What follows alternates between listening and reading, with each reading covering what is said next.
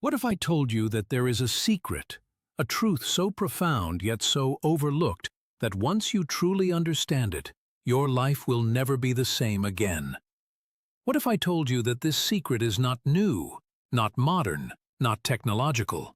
In fact, it has been passed down for thousands of years by some of the wisest minds to have ever lived. Stoic philosophers like Marcus Aurelius, Seneca, and Epictetus understood this secret intimately. They lived it, they breathed it, and because of it they became unstoppable, not because they were without hardship, but because they mastered how to live despite it. The modern world often misguides us. It promises happiness through consumption, validation through applause, and peace through control. But true power, the kind that cannot be taken away by loss, insult, or failure, lies in something far deeper. It lies in understanding the Stoic secret. You are not what happens to you, you are how you respond to it. This essay is not about being emotionless or indifferent. It is about harnessing control over the only thing that truly belongs to you: your mind, your choices, your perception. The Stoics taught that external events are neutral. What matters is the judgment we attach to them. When you master this, you gain unshakable resilience, calm in chaos, and strength in stillness. So let's journey together through this forgotten wisdom. You'll learn the Stoic principles that will awaken your inner warrior. By the end, you will not just understand the secret, you'll embody it. And once you do, nothing, absolutely nothing, can stop you. The core of Stoic philosophy is simple, yet radical. Some things are within our control, and some things are not. This is the very first lesson Epictetus teaches in his Enchiridion. And yet, most people spend their lives worrying about, chasing, or resenting things they can never truly influence. What others think, how others act, what happens in the economy, or even the weather. The secret is understanding that true power lies in your ability to choose your response. No matter what happens externally, you retain the final say in how you perceive it and how you react. This is the distinction between slavery and freedom, not the condition of your body, but the condition of your mind. When Marcus Aurelius wrote his Meditations, he was the most powerful man in the world. Yet he reminded himself daily, "You have power over your mind, not outside events. Realize this, and you will find strength." He faced betrayal, war, disease, and loss, but his control over his internal world kept him composed and wise. Ask yourself, are you constantly reacting to life, or are you calmly choosing how you meet it? The world outside will never be stable, but your mind can be. Every day, events will unfold that you did not plan. Someone will cut you off in traffic. Your plans will fall apart.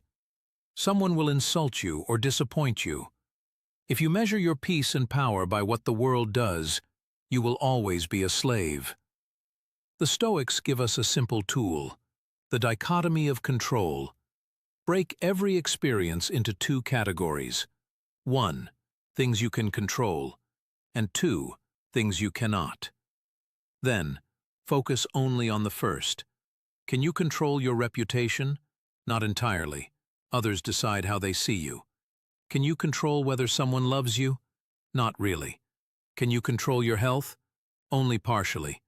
But can you control your attitude, your words, your discipline, your effort? Absolutely. When you stop trying to control what you can't and give your full energy to what you can, you move from helplessness to empowerment. Life stops feeling like an attack and begins to feel like a challenge you are prepared to meet. This shift is the secret to being unstoppable. Not because the path becomes easy, but because you become unbreakable. Another profound Stoic idea is amor fati, the love of fate. Not tolerating what happens, not enduring it, but loving it. Nietzsche adopted this concept as well. What if, instead of asking, "Why did this happen to me?" you asked, "How can this serve me?" The Stoics believed that everything that happens is an opportunity to practice virtue, courage, patience, temperance, justice. Nothing is wasted if you see it rightly. That failure you endured, It taught you humility. That heartbreak? It taught you depth. That rejection? It redirected you toward your path. This is the secret the modern world doesn't tell you. Happiness doesn't come from avoiding difficulty, but from transforming it. Life is not supposed to be easy. It's supposed to shape you. When you start saying, "This happened for me, not to me," you unlock freedom. You no longer need life to be perfect to be at peace. You meet life with open arms, ready to grow. We live as if we will live forever. We waste time as if it is infinite. But one of the most powerful Stoic teachings is, memento mori, remember, you must die. Seneca wrote, "You act like mortals in all that you fear, and like immortals in all that you desire." We fear little insults and criticisms, yet we live without urgency, ignoring the one guarantee in life, that it will end. Why is this liberating? Because it sharpens your focus. If today were your last day, would you waste it scrolling? Would you hold grudges? Would you delay your dreams? Memento mori is not morbid, it is awakening. It reminds you that life is precious. Time is not to be killed, it is to be honored.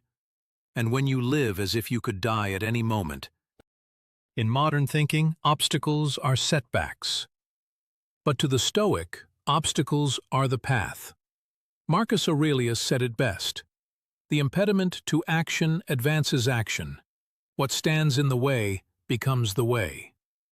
When you shift your mindset, problems become teachers. Setbacks become strategies. Everything that blocks you becomes fuel. This is where you stop being afraid of failure. You start seeing each difficulty as a refinement of your soul. When something is hard, it means you are growing. When something tests you, it is building you. Modern comfort has made us weak, because we think suffering means we're doing something wrong. But the Stoics knew the truth. Pain, pressure, and adversity are what forge the strong. The obstacle is not the end. It is the beginning of a deeper version of you. You might think that freedom means doing whatever you want. But true freedom, the Stoics argue, comes from discipline.